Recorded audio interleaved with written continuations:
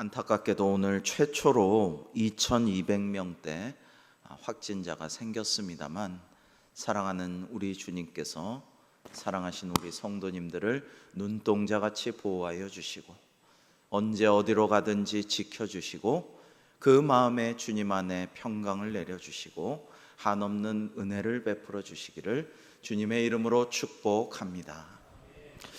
우리가 잘 아는 베드로, 요한, 야고보, 유명한 예수님의 제자들이 있습니다. 예수님의 직제자는 아니지만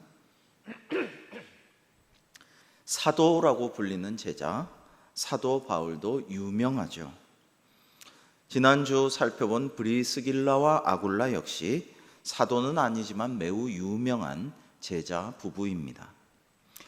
그런데 예수님을 따른 이들 중에 유명한 사람만 있는 것은 아니죠.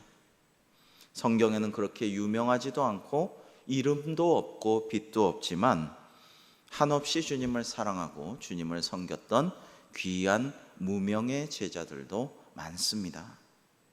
물론 12제자가 귀하고 사도가 귀하고 브리스길라, 아굴라처럼 주의 종과 동역하고 동행하고 교회에 자기 집을 내어준 분들도 귀하죠. 그러나 무명의 제자 중에서도 주님을 진실로 드러나지 않게 따르면서 기도하고 섬기고 주님을 한없이 사랑했던 그런 분들도 주님은 똑같이 기억하여 주실 줄로 믿습니다. 여러분, 유명한 목사님, 존경받는 장로님만이 교회에 중요한 것은 아닙니다. 스타 목사란 말이 많이 있었죠. 저는 그 말을 싫어합니다. 그런 게 중요한 게 아니거든요. 세상에서 인기 있고 대표성을 띠고 앞에서 움직이고 그런 분들 물론 필요합니다. 그러나 우리는 주님 앞에서 늘 겸손해야죠. 그리고 두려워해야 합니다. 세상 사람들이 뭐라고 하던, 세상의 평가가 뭐가 됐던, 나의 사역, 나의 목회, 나의 전도, 나의 모든 섬김, 이런 거에 반응이 어떻게 나오건 평가가 어떻게 나오건 중요한 건 뭡니까? 주님이 내 진심을 어떻게 보시느냐, 주님이 내 마음을 어떻게 아시느냐, 주님이 나를 어떻게 인정하시느냐, 이게 중요한 거죠. 그래서 나중에 내가 베드로도 알고 바울도 알고 브리스길라도 알지만은 또 누구 이름 모를 누구도 알지만은 너는 모른다 하면은 어떡하느냐, 늘 이걸 생각하고 살아야지 세상의 평가 이런 게 절대로 중요하지 않다. 그게 우리 그리스도인의 성도의 중요한 삶이라고 생각을 합니다. 무명의 수많은 제자들이 있었기 때문에 오늘날 교회가 이렇게 이어져 왔고 오늘도 말씀의 반석 위에 든든히 선 것이죠. 그래서 이름 없는 무명의 사람들이 중요한데요, 요즘 대면 예배로 드리는 새벽 기도에 10% 이내로 많이들 오셔서 뜨겁게 기도하고 하나님이 참 큰 은혜를 주셔서 너무 감사합니다. 근데 어제 오늘의 주인공은요, 드보라와 야엘이었어요. 여성들이었습니다. 꿀벌이라는 드보라, 산염소라는 야엘. 근데 이 두 여성이 남성들을 이끌고 주도하고 하나님의 명을 전해서 일을 시키고 전쟁을 수행하게 하고, 오늘 본문에서는 야엘이 적장 시스라를 완전히 사로잡아가지고 죽여서 승리를 쟁취합니다. 그리고 뒤늦게 온 이스라엘 군대 장관 바락에게 자 봐라, 내가 잡았다, 이렇게 보여주는 모습을 볼 수가 있습니다.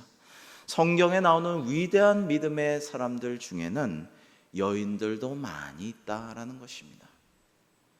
그 중에서도 무명의 여인들도 많습니다. 그러니까 유명한 여인들도 많지만 이름 없는 여인들, 믿음의 사람들도 많다라는 것입니다. 전 세계 남자와 여자의 인구 비율은 대충 반반이죠.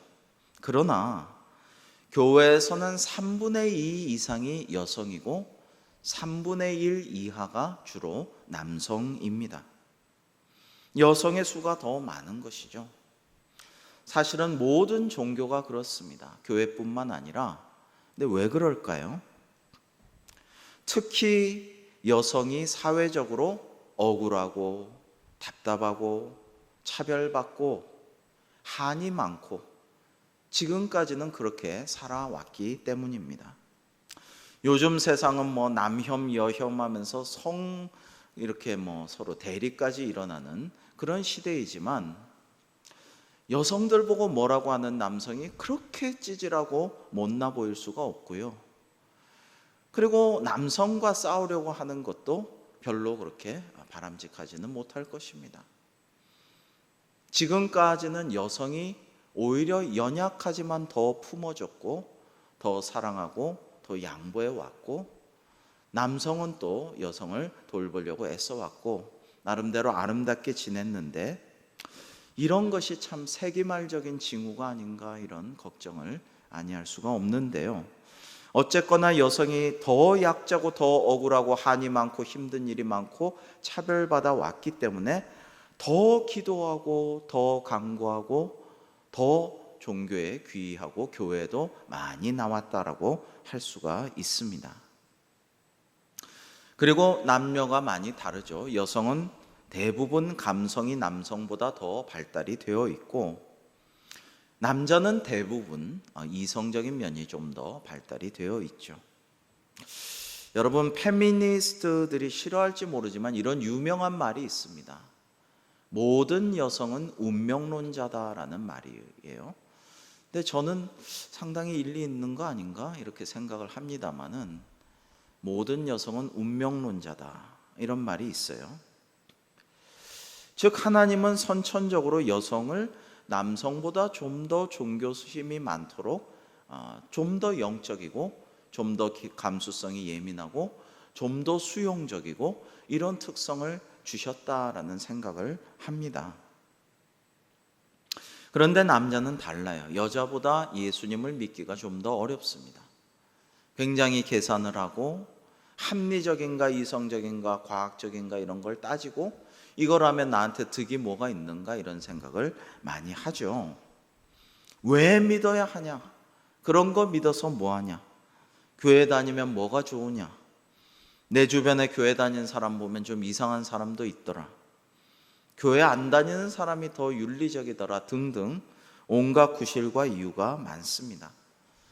분위기에도 잘 안 넘어갑니다.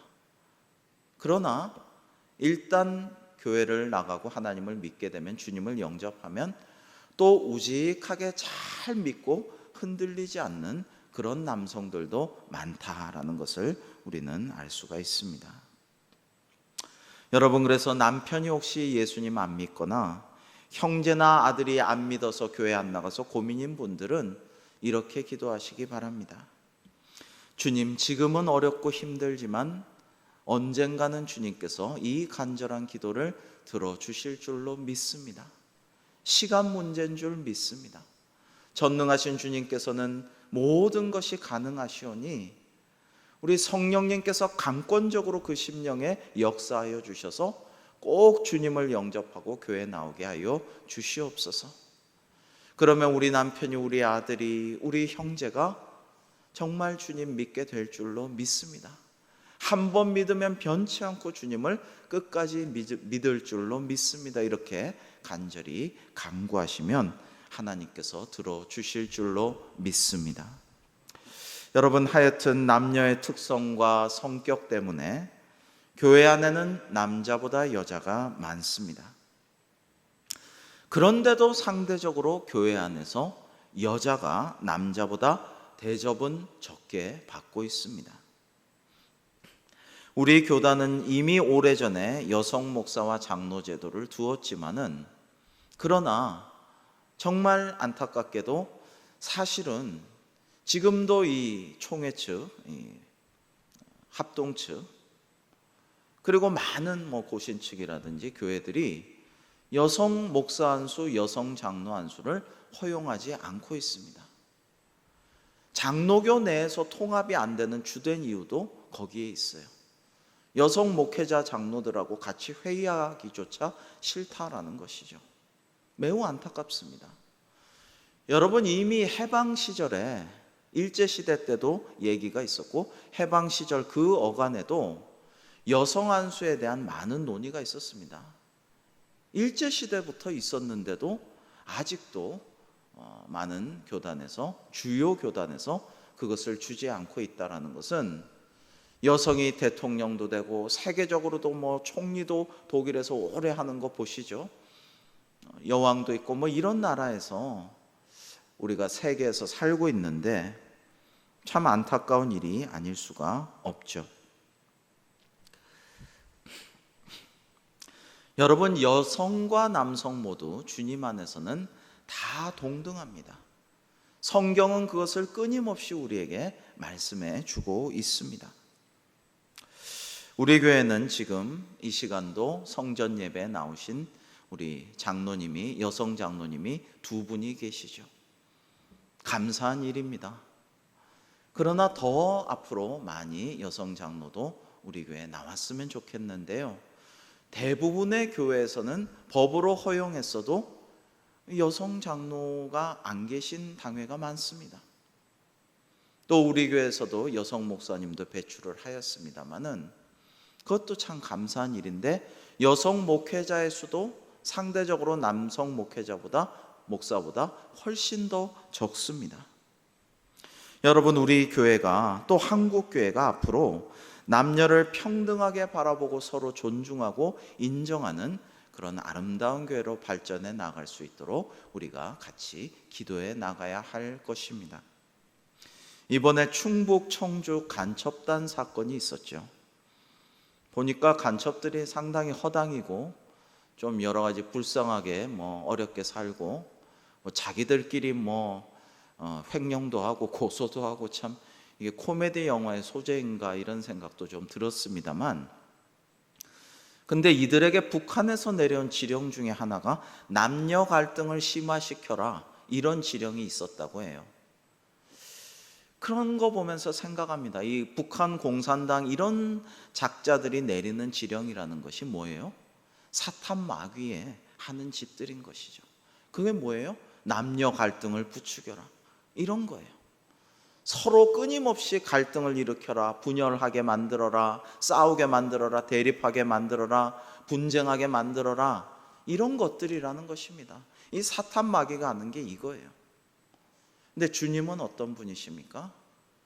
몸소 화목제물이 되신 주님, 둘로 나뉜 것을 하나 되게 하신 주님, 그 벽을 허물어 버리고 소통하게 하신 주님, 십자가에 달려서 소리 지르실 때 그 성전 휘장이 찢어지고 하나님과 우리가 화평하게 만드신 주님, 그리고 너희도 평화의 사도가 되어서 서로 할 수 있거든 모든 사람과 화목하라, 너희가 평화의 사자가 되어라, 이렇게 명하신 것이 주님의 뜻이라는 것을 기억해야 할 것입니다. 예수님 당시엔 지금보다 여성에 대한 편견이 훨씬 더 차별이 심했습니다. 성경에서 사람 숫자를 셀 때 구약에 출애굽할 때도 장정만 60만 명, 그러면 전체 200만 명 이렇게 세야 되고요. 오병이어 기적을 할 때에도 자 이제 이게 정말 5,000명이다 7,000명이다 할 때에 이게 다 남성 장년만 센 수라는 것입니다. 그러니까 성인 남성 외에 여자와 노약자, 아이들은 다 빼놓은 숫자라는 것입니다. 예수님이 이 땅에 계실 때에도 사회적으로 가장 약자 소외된 자의 대표가 바로 세리와 창기 같은 죄인들이었죠. 의인이 아니라 죄인을 부르러 왔노라 하고 그렇게 공표하신 주님의 말씀대로 예수님은 이들 약자와 소외된 자를 사랑하여 주시고 특별한 관심을 기울여 주셨기에 그들은 늘 주님을 따르고 주님을 사랑하였습니다. 바로 그런 계층 중에 대표적인 계층이 여성이었다라는 것입니다. 여성은 늘 소외되고 차별받고 무시되고 인간 취급받지 못하고 한이 많았기에 그 마음이 한 구석이 늘 어둡고 무거운 그런 상황 속에 살았습니다.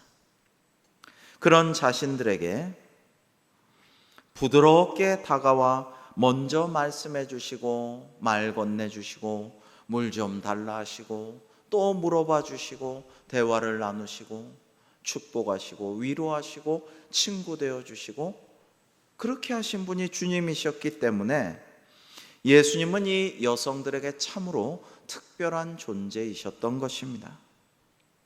그래서 예수님 주변에 늘 여성들이 따라다녔고 여성들이 늘 주님을 수행했으나 이 여성들이 주류에 끼지는 못했던 것입니다. 예수님의 12제자도 남자고 언제나 모든 중요한 일들은 남자들 차지였습니다. 여인들은 그저 빛도 없이 이름도 없이 뒤에서 그림자처럼 조용히 주님을 섬겼을 따름이죠. 여러분, 그 배용준의 겨울연가 인기 비결이 뭔지 제가 들어본 적이 있는데요. 그간 일본에서는 드라마나 영화나 모든 남자 주인공들이 사무라이 같은 강한 마초적인 그런 남성, 비정한 남성, 여자가 매달려도 뿌리치고 싸우러 가고 맨날 혼자 폼 잡고 그렇게 싸우다가 지도 자결하고 죽고 이런 사무라이 같은 남성들이었다라는 겁니다. 근데 욘사마는 그간 일본 여성들이 접하지 못한 완전 새로운 부드럽고 자상하고 따뜻하고 섬기는 희생적인 그런 남성상이었다라는 것이죠. 그래서 이 욘사마를 너무너무 사랑하게 되었다라는 것입니다. 여러분, 그렇게 생각하면 일본이 여성들이 참 한이 많겠다 이런 생각을 많이 합니다. 중국은 지금 공산주의 사회가 되어가지고 굉장히 이제 남녀가 많이 동등하게 이렇게 일도 하고 똑같은 거의 지위를 누리고 우리나라도 지금 그에 준하게 나아가고 있는데 일본은 상당히 선진국 같지만 훨씬 더 아직도 여성의 지위는 낮고 평등이 이루어지지 않죠. 일본 여성들은 남편을 부를 때 우리 주인 그러죠. 우리 주인이다 이렇게 얘기를 하죠.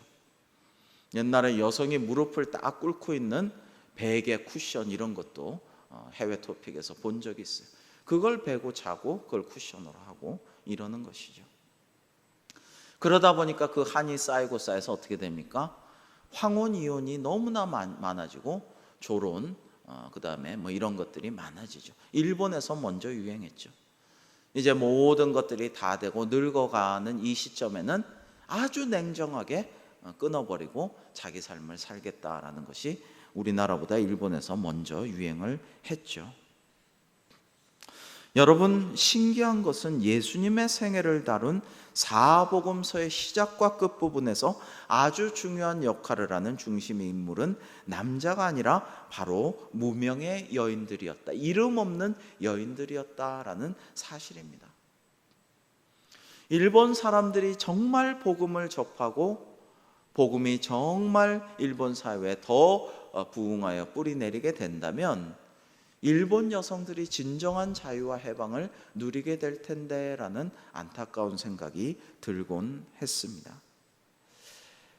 자, 예수님의 탄생을 다룬 말씀들을 보면 아버지 요셉도 훌륭하고 중요하지만 어머니 마리아가 훨씬 더 중요한 역할을 합니다. 마리아의 찬가, 마리아의 순종, 마리아의 믿음들을 보면 정말 위대한 성스러운 어머니의 모습을 볼 수가 있죠.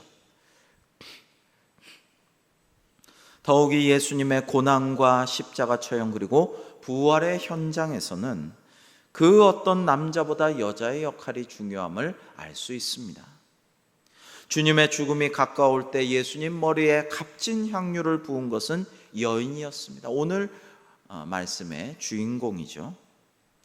예수님의 십자가 처형과 죽음의 현장을 끝까지 지킨 것도 여인들이었습니다. 예수님의 시신을 무덤에 장사 지내는 것을 지켜본 것도 남자들이 아니라 여인들이었고요.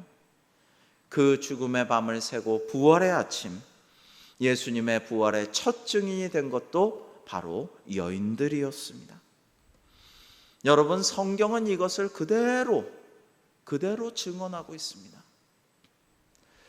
여러분, 수많은 역사의 기록들을 보면 조선이 이렇게 창건하면 고려사의 위인들을 다 폄하하고, 고려사에는 이전의 인물들 의자왕, 의롭고 자애로운 왕이란 뜻인데 위대한 왕인데 해동의 성자 같은 왕이라고 평가되는 왕이었는데 아주 삼천궁녀와 함께 몹쓸 왕으로 기록하고, 역사는 이런 식으로 왜곡하고 삭제하고 첨가하고 자기 멋대로 그렇게 승자의 역사를 써내려가지만 성경은 그렇지 않아요. 수제자 베드로의 부끄러운 모습도, 바울의 그 부끄러웠던 모습도, 그리고 여자들이 모든 예수님의 마지막을 지켰고 남자 제자들은 없었던 그런 부끄러운 모습도 그대로 증거하고 있습니다.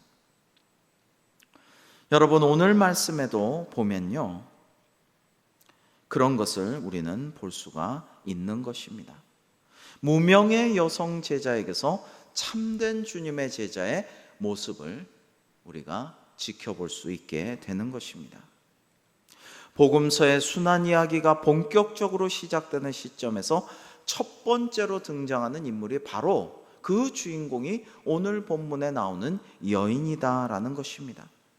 이 여인은 그 누구도 예수님의 죽음을 생각하지 못할 때, 예수님께서 12제자를 비롯해 주변의 남자 제자들에게 많은 힌트를 주고 예언을 하고 말씀을 주시고 할 때에 전혀 생각도 하지 못하고 주님과 죽으러 함께 가겠노라고 큰 소리치고, 죽어도 주님을 부인하지 않겠노라고 큰 소리치다가 막상 주님이 잡혀가자 황급히 도망가고, 그리고 주님을 3번이나 부인하고, 주님께서 나는 장차 십자가에 못 박힐 사람이야, 내가 죽어야 할 사람이야 할 때는 화내고 예수님을 꾸짖기조차 한 그런 베드로의 모습도 우리는 기억하지만은, 이런 남자들 제자들과는 달리 이 여인은 죽음을 예견하고 감동적인 방법으로 주님의 죽음을 예비한 까닭에 주님으로부터 놀라운 칭찬과 축복을 받게 되었다라는 것입니다. 우리 9절 말씀 같이 한번 읽어 보실까요? 9절 말씀입니다. 시작. 내가 진실로 너희에게 이르노니 온 천하에 어디서든지 복음이 전파되는 곳에는 이 여자가 행한 일도 말하여 그를 기억하리라 하시니라. 아멘. 여러분, 마태복음과 마가복음은 이 여인의 이름을 밝히지 않고 있습니다. 그러나 요한복음은 이 여인이 나사로의 누이인 마리아다라고 말하고 있습니다. 저는 성경을 읽으면서 사도 요한이 마태와 마가와 달리 여인의 이름을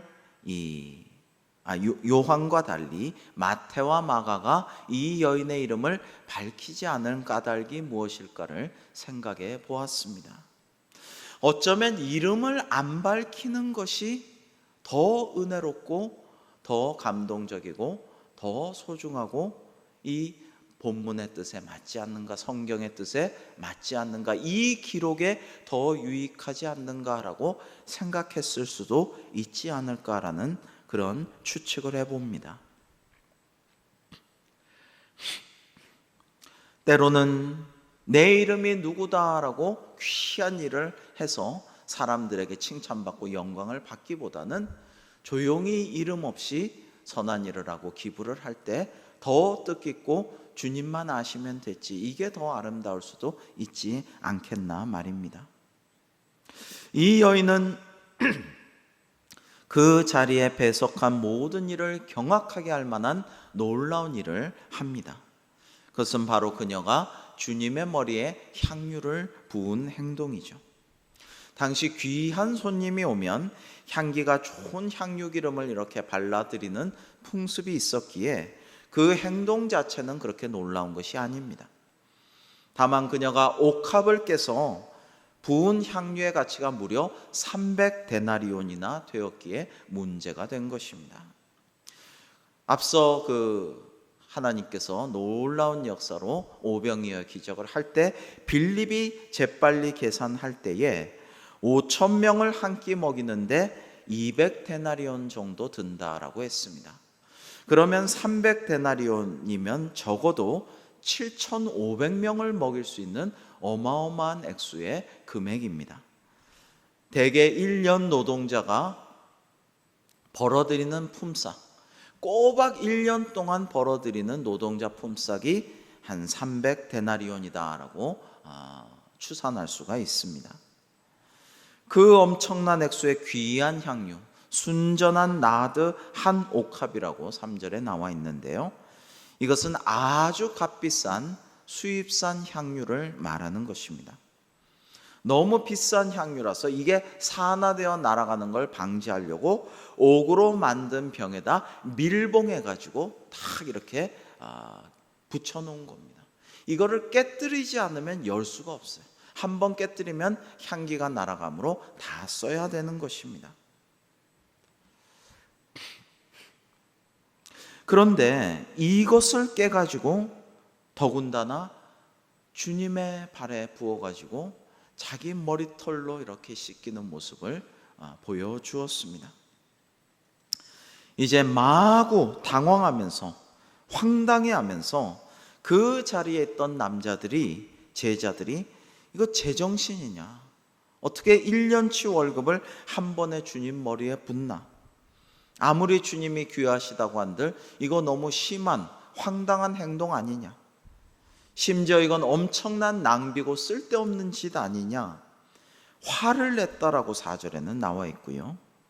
제자들 중에 가룟 유다는 그 향유를 팔아 수많은 사람을, 가난한 사람을 도와야 할 텐데 이렇게 낭비했냐고 여인을 책망하고 야단칩니다. 그는 도둑이라서 그것을 횡령하려는 것을 내 돈인데 이거 아깝다라고 생각했기 때문이라는 것이죠. 그런데 문제는 예수님의 반응이었죠. 제자들은 화를 내고 책망하고 나무라지만 주님은 오히려 여인을 변호하고 정말 잘하였노라고 칭찬하셨습니다. 그 행동이 영원히 기억될 것이라고 말씀하셨습니다. 여러분, 그 까닭이 무엇일까요? 첫 번째, 그 여인이 주님을 정말 소중하게 생각했기 때문입니다. 여러분, 정말 소중한 것은 하나밖에 없습니다. 그리고 거기에 올인해야 됩니다. 모든 것을 거기에 걸어야 하는 것입니다. 여러분이 남편들 집에 가서, 댁에 가서 부인들에게, 지금 온라인에서 이것을 시청하고 계신 분들은, 남편분들은 부인에게 이렇게 말씀해 보세요. 여보, 당신은 내게 가장 소중한 여인이야. 내게 가장 소중한 여자야. 내게 가장 소중한 사람이야. 이렇게 말하면 모든 아내는 다 기뻐하고 좋아할 것입니다. 그런데 이렇게 말씀하시면 큰일 납니다. 여보, 당신은 내게 가장 소중한 여인들 중 하나야. 내게 가장 소중한 사람들 중 하나야. 이렇게 얘기하면요, 진짜 밥도 못 얻어먹고 엄청 구박을 당할 것입니다. 모든 소중한 여자들, 내가 사랑하는 많은 사람들 중 하나야. 이러면은 좋아할 여자가, 아내가 아무도 없다라는 것입니다. 여러분, 간혹 어떤 사람은 나는 모든 사람을 행복하게 해줄 거야, 모든 사람을 만족하게 하겠다, 이렇게 지도자들이 말하는 것은 아무도 진정으로 행복하게 해주고 잘해주지 못한다라는 말과 비슷할 때가 많습니다. 여러분, 그런 게 아닌 것이죠. 모든 사람들에게 내 소중한 것을 다 쏟아부을 수는 없는 것입니다. 제자들은 입버릇처럼 주님을 위해 뭐든지 다 하겠다고, 심지어 같이 죽겠다고까지 하였지만은 정작 급한 순간엔 주님을 부인하고 걸음아 날 살려라 도망가곤 했습니다.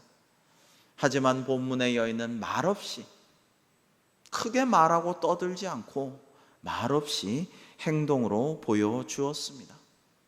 말없이 자신이 가진 혼수품이든 전재산이든 가장 귀중하게 생각하는 그의 소중한 향유 옥합을 깨어서 오직 주님께 다 바쳤습니다. 그래서 주님께서 귀하게 여기신 것이죠.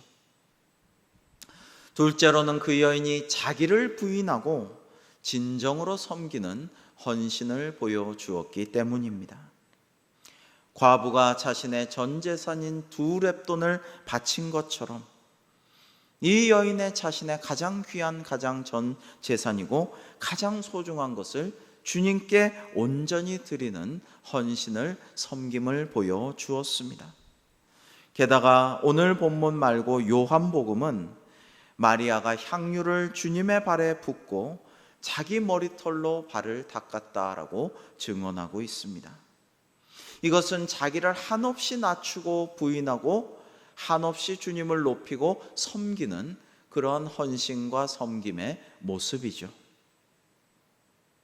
제자들처럼 말로만 헌신하고 충성, 의리하는 것이 아니라 그러다가 자기들끼리 좌의정, 우의정 논의하고 그럴 것이 아니라 몸으로, 삶으로, 생활로, 어쩌면 그의 미래로 온 생을 바쳐서 진정한 섬김과 겸손과 헌신을 보여주었기에 주님께서 그토록 귀하게 여기신 것입니다.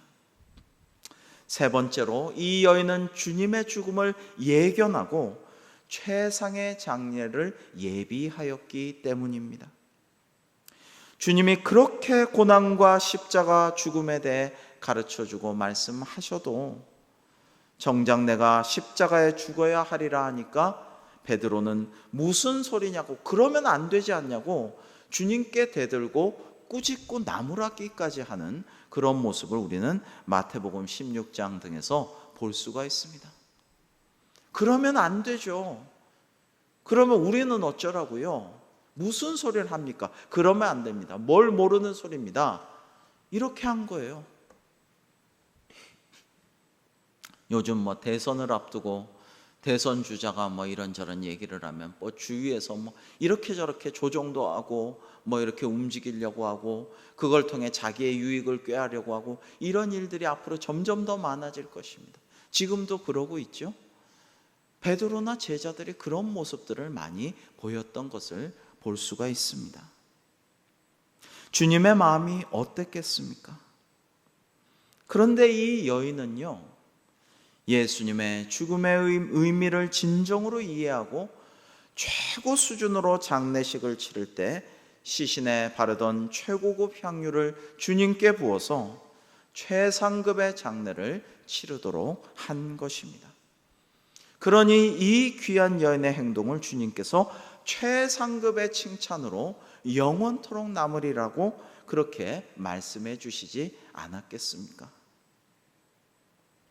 우리는 이 무명의 여인 마리아라고도 하지만 본문에는 이름 없게 증거된 이 여인의 행동뿐 아니라 주님께서 가장 처참하게 고통받으시던 순간 끝까지 그 자리를 지키며 고난과 십자가의 증인이 된 여인들에게서 참된 섬김과 헌신을 봅니다.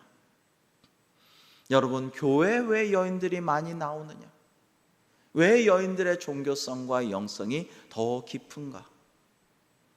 그것은 저는 고통에 대해서 여성들이 아기도 낳고 또 돌보고 섬기는 일, 양육하는 일을 많이 하면서 더 많이 사랑하면서 자연스럽게 그런 것이 아닌가라는 생각도 하게 됩니다. 여러분, 사랑한다는 것은 아픈 것이죠. 사랑한다는 것은 아파할 수밖에 없는 것이죠.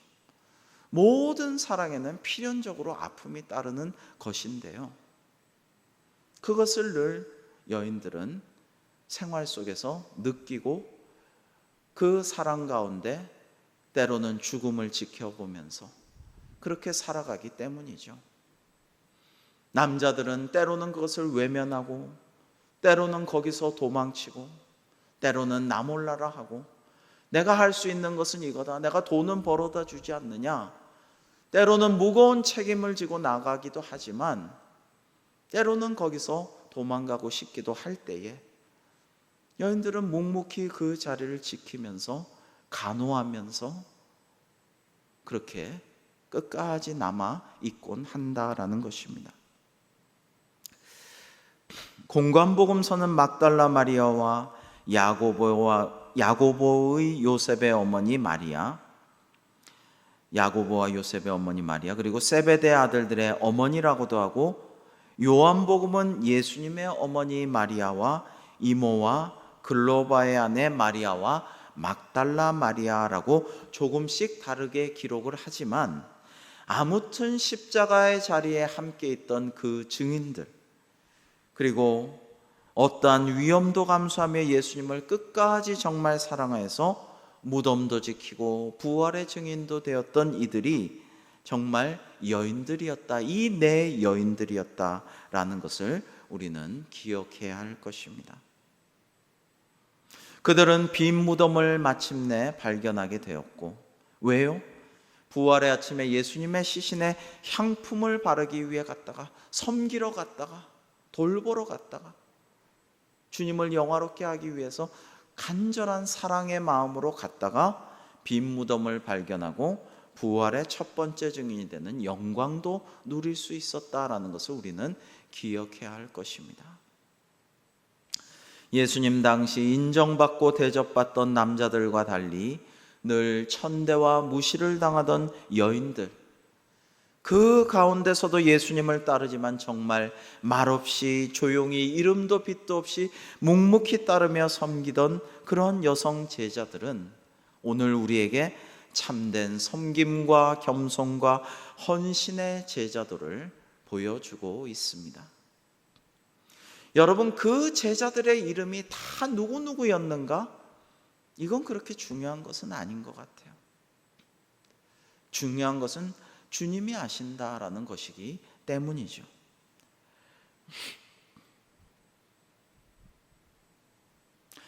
여러분, 세상에서 이름이 나고 유명하던, 아무도 날 몰라주든 무명이든 그게 무슨 상관이 있겠습니까? 예수님 믿는 사람 성도라면 늘 그런 생각을 해야 되지 않을까요? 그러나 이것을 중시해야 된다라는 생각을 늘 합니다. 아무도 몰라도 주님은 아시기 때문에 주님께서 나를 어떻게 평가하실 것인가, 나를 과연 인정하시고 칭찬하시고 나에게 상을 주실 것인가, 이것은 정말 두려운 일이 아닐까요?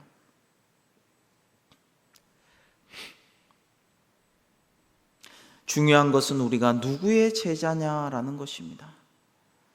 우리가 세상의 제자라면, 사람들의 제자라면 세상이 날 알아주고 사람들이 나를 인정해주고 높여주고, 아, 이 사람은 대단한 사람이라고, 이 사람은 이러이러한 솔루션을 잘 따라서 세상에 많은 유익을 줬고 존경을 줬고 부를 이뤘고 우리가 정말 따라야 할, 본받아야 할, 그리고 참 인기도 있고 우리가 참 흐뭇해하는 이 사람은 스타라고 그렇게 높여주겠죠. 인정하겠죠. 칭찬하겠죠. 좋아하겠죠.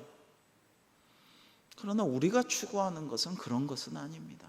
우리가 추구하는 것은 주님께서 인정하여 주시고, 주님께서 잘하였다, 착하고 충성된 종아, 네가 작은 일에 충성하였으니 앞으로 더 큰 나의 일에 참여하리라. 많은 사람을 옳은 대로 돌아오게 한 자는 하늘의 별처럼 영원토록 빛나리라. 주님의 이러한 인정과 상급과 칭찬을 받으면 족한 것이죠. 아니, 그것이 가장 큰 우리의 보람이고 기쁨이죠. 지금 교회가 세상의 많은 지탄의 대상이 되고 조롱거리가 되고 비판의 대상이 되고, 젊은이들은 아직도 교회 다니냐 너? 뭐 이런 얘기를 하고, 교회 안에서도 사역자들이 많은 어려움에 처해 있고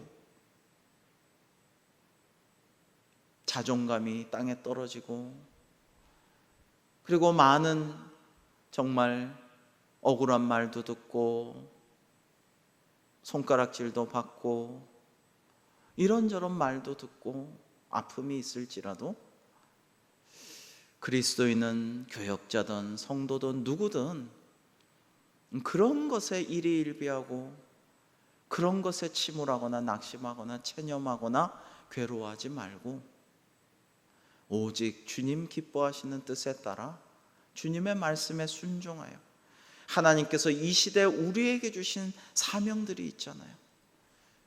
무엇 때문에 내가 오늘 대광교회 다니고 내가 오늘 수요기도에 기도하고 주님께서 어떤 음성을 들려주시고 무슨 말씀을 하고 이 시대에 무엇을 하라고 하시는지, 내 백성을 위로하라고 하셨으면 이웃들을 위로하는 사명을 주셨구나, 그 일에 전념해야 할 것이고, 때를 얻든지 못 얻든지 복음을 전파하라 하셨으면 정말 지금이 시기가 아닌 것 같아도 전도에 힘써야 할 것이고,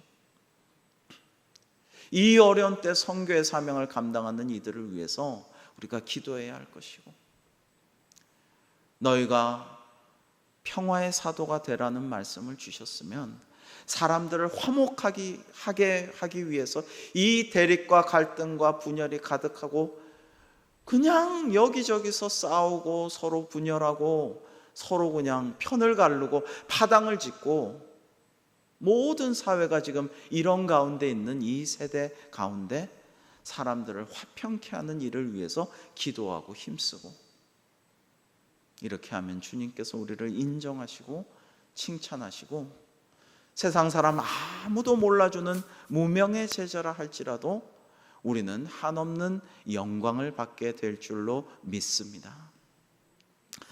저는 이 말씀을 준비하면서 문득 주님 뜻대로 살기로 했네라는 그 옛날 찬양이 생각났어요.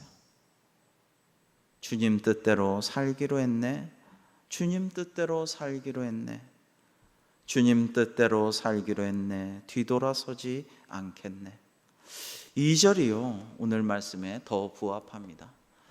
이 세상 사람 날 몰라줘도, 이 세상 사람 날 몰라줘도, 이 세상 사람 날 몰라줘도 뒤돌아서지 않겠네. 그렇죠. 이 세상 사람 다 날 몰라줘도 주님 뜻대로 하고 내가 낙심하여 뒤돌아서고 뒤돌아보고 그렇게 소금 기둥이 된 누구처럼 세상에 눈길 주고 이러지 말고, 나는 오직 주님만 따르고 주님만 위해 살겠습니다. 주님을 위한 삶과 사역에 있어서 사람들의 평가와 반응에 요동치 않겠습니다. 오직 주님의 말씀대로 하겠나이다. 주님만 날 알아주시고 날 인정해 주시면 족합니다. 아니 무한한 영광입니다. 더 바랄 것이 없습니다.